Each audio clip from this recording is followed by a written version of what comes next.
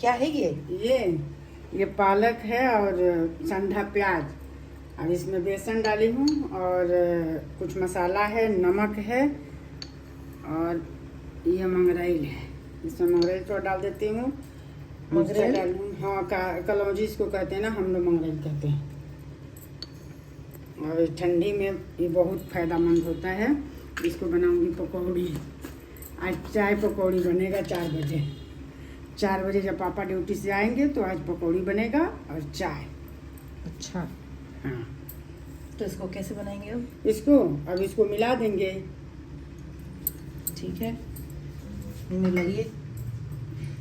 वाह, कितना कलरफुल लग रहा है ये।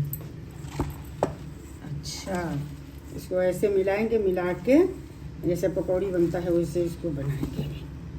और मिला के रख देती हूँ तैयार करके। ठीक है,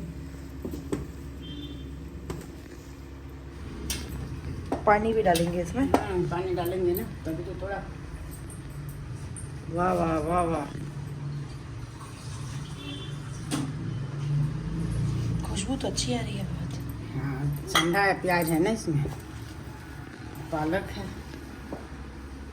इसमें चाहूँ तो आलू भी घिस के डाल सकती हूँ। अच्छा, हाँ, अच्छा।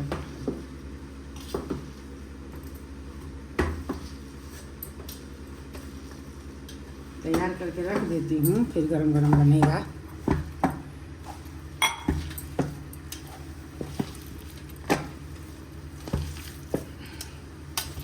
इसमें थोड़ा ये तो और बहुत ज़्यादा दिख रहा था। इसमें और बेसन, थोड़ा सा और बेसन इसमें चाहिए। हाँ, तो ज़्यादा दिखता है ना, फिर ये गल जाता है। इसे मिलाने के बाद कम हो गया। वाह, मंगरेल टेस्ट के लिए डालती हूँ, अच्छा टेस्ट होता है, स्वाद अच्छा हो जाता है मंगरेल से। वो इतना ज़्यादा था ये। तो पालक को कैसे काटना है इसमें? पालक को खूब बढ़िया धो के साफ करके बारीक बारीक पालक भी काटना है और बारीक प्याज भी काटना है। अब इसमें बेसन की ज़रूरत नहीं है, अच्छा लगे बढ़िया।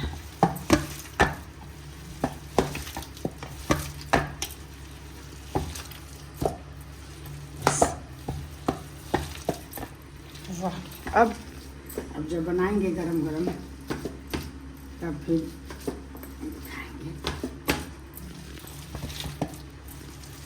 बनाएंगे तो खाएंगे ही भाई।